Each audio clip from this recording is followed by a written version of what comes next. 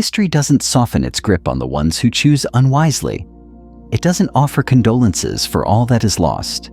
It doesn't carve out statues in honor of good intentions. It just watches in silence as time slowly wears down everything you might have become, not because you were cruel, not because you were frail, but because you confused gentleness with peace and failed to notice the spark she carried until the flames were already consuming your life. The downfall of most men doesn't come in the form of swords or tempests.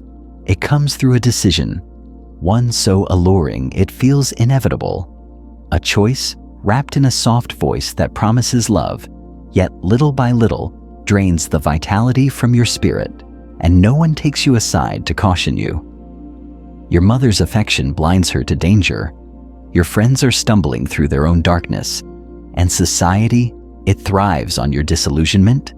It sells you stories, packaging desire as destiny and delusion as devotion. But there were thinkers who saw clearly. Machiavelli never wrote to soothe hearts. His words were steel, meant for those who understood that a man's life is a fortress and each decision is a battle. Every woman you encounter has the power to be either your fiercest ally or your quietest assassin. He said men are judged more by appearances than by deeds. Everyone notices the image you project. Almost no one perceives the truth underneath. And so it is with her. The untrained eye sees the painted lips, the graceful curves, the practiced allure. The man who has learned to watch instead of worship studies what others overlook, the silence, the discipline, the invisible patterns woven into the way she exists when no audience is present. He doesn't measure her worth by the softness of her touch or the sweetness of her words, but by whether her presence nourishes or depletes him. There are only two paths. She adds to your life or she siphons it away.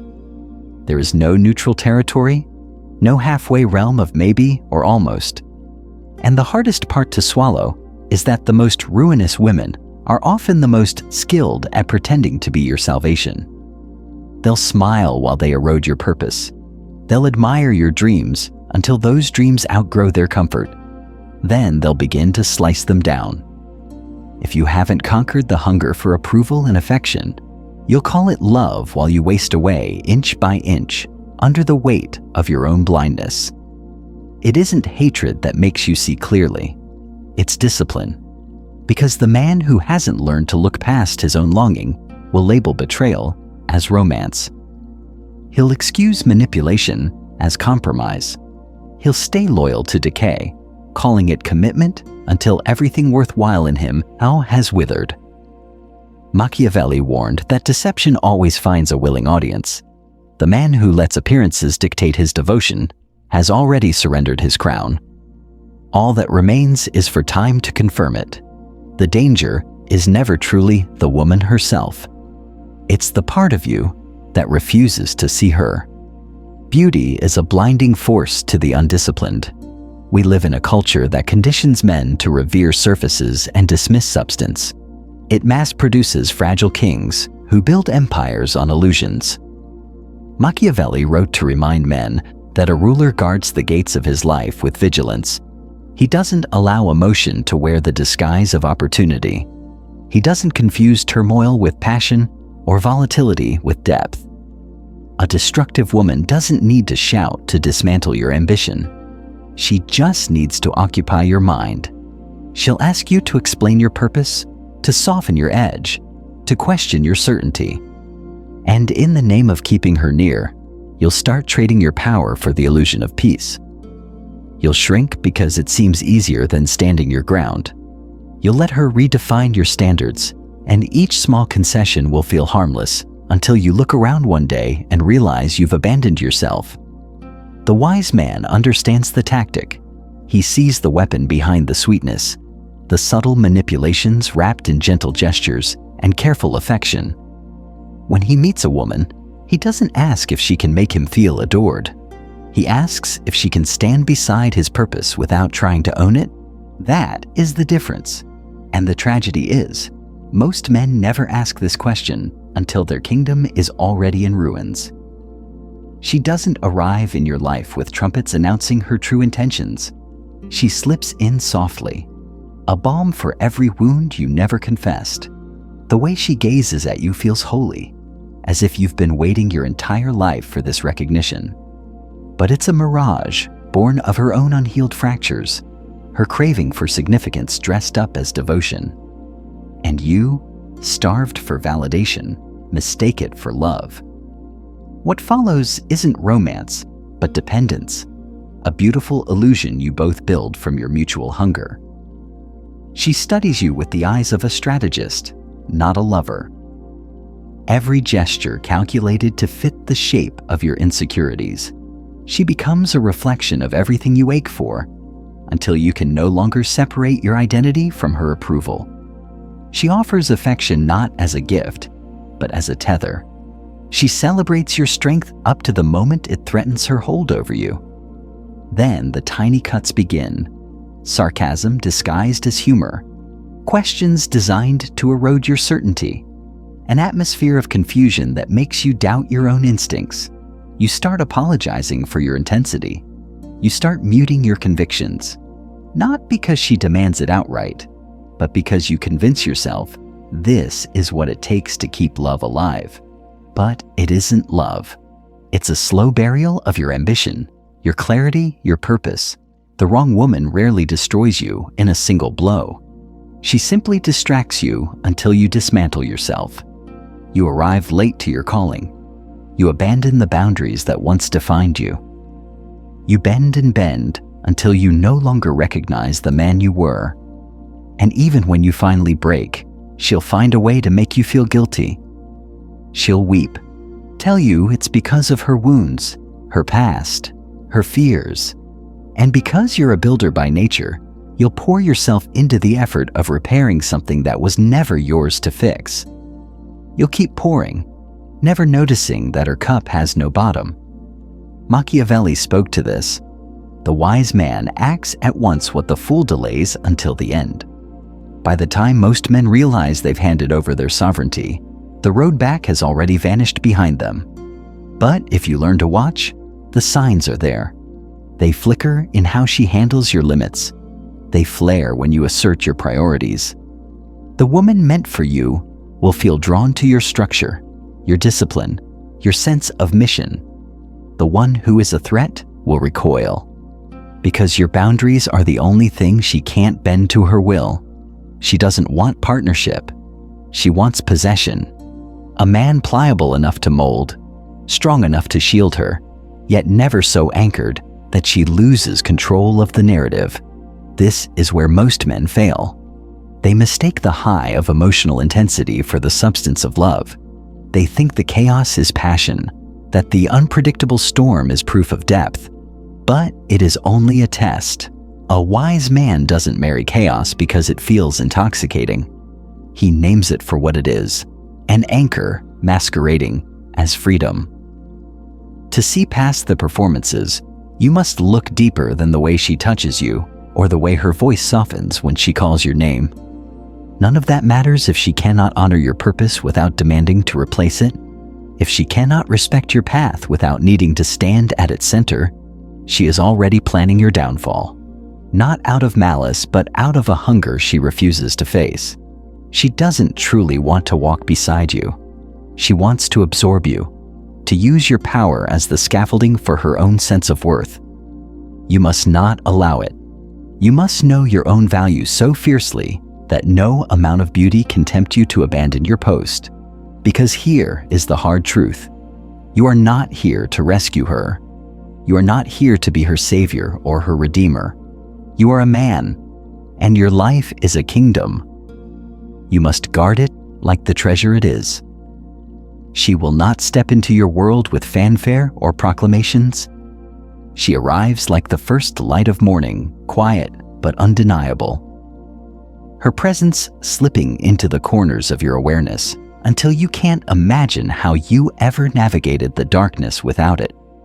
She doesn't chase you or demand your attention because she isn't hungry for validation. She doesn't need to claim your kingdom to feel like a queen. She has built her own.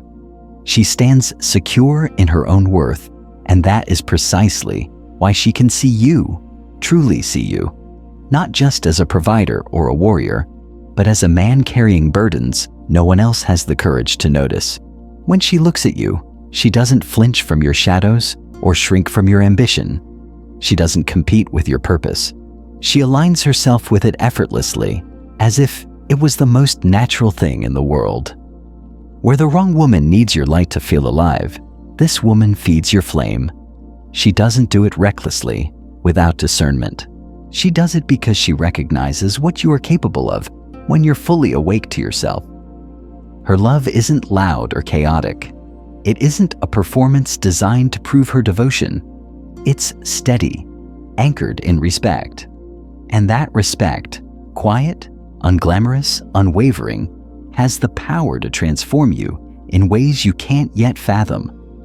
Because respect is more dangerous than infatuation. Respect calls a man to rise, to become sharper, more disciplined, more relentless in his pursuit of what matters. Respect demands you stop hiding behind excuses and finally embody the potential you pretend not to see. She won't waste her life on drama because she has no appetite for it. Her mind is too focused, her spirit too calibrated. She will never weaponize her silence to punish you. When she grows quiet, it's not an invitation to grovel. It's an offering of space for you to think, to lead, to grow. She doesn't pick at your masculinity or ask you to cut it down to fit her insecurities. She becomes the ground beneath your feet, something stable you can trust without question. She won't force you to expose your hidden wounds before you're ready. She will simply stand there unwavering until you decide to trust her enough to open your armor. And when you finally do, she won't exploit what she finds. She won't recoil from your darkness or worship your light. She will walk into the shadows carrying her own quiet strength, showing you through her presence that you don't have to carry it alone. She will hold you accountable, not because she wants to control you, but because she refuses to watch you betray yourself. She wants you to win, not for the lifestyle, not for the optics, but because she understands that when you rise, everything around you is elevated. She isn't dreaming about castles in the clouds. She is laying bricks with you, one by one, eyes fixed on the horizon. You'll know her by the feeling of peace she brings, not the peace that numbs you into complacency, but the kind that sharpens you, makes you more awake, more present. Because with her, there are no games, no hidden agendas, no performances to maintain. There is only truth, clarity, space to become exactly who you were meant to be. She doesn't need to be the center of your universe. She wants to walk alongside you as you build it. That is how you recognize her. Not by how easily she says she loves you, but by how steadily she stands with you when the world falls quiet. The right woman will never complete you. She doesn't arrive to patch the holes you refuse to mend. She challenges you, calms you, demands you see yourself clearly. And in that reflection, she crowns you. But here is the paradox most men never resolve. You cannot attract a woman like this if you are still addicted to the taste of chaos. If you crave the rush of emotional storms over the calm of genuine intimacy, you will dismiss her as boring. You will mistake her composure for a lack of passion. You'll say there's no spark because you are too used to burning. You are too accustomed to confusion to recognize the clean light of truth. She doesn't know how to cater to your wounds because she speaks to the part of you that is already whole. And if that part is buried, if you are still clinging to your brokenness because it feels familiar, you won't be able to hear her. The right woman isn't just a partner. She's a mirror. She reflects the man you are capable of becoming. But you have to be willing to see it. You have to be willing to step into that potential instead of hiding behind excuses or nostalgia for your old, softer self. So the question you must ask yourself is not whether you can find her, but whether you can stand beside a woman who doesn't need saving. Whether you can allow yourself to be seen without your masks. Whether you can rise, not because she demands it, but because her presence calls you to something higher. Because here's the secret that will set you free. You don't lead her by overpowering her. You lead her by mastering yourself, by becoming the kind of man who doesn't need her validation, who doesn't seek her approval as proof of his worth. You become worthy of trust, respect, and devotion, not the obedience born of fear, but the loyalty that is given freely by someone who admires the way you move through the world. She will choose you again and again, not because she has no other options, but because your clarity resonates with her own, because she sees in you a reflection of the discipline she demands from herself. And in that unshakable alignment, something rare is born, a partnership that doesn't need to be performed for an audience, a quiet empire that doesn't need to boast of its strength.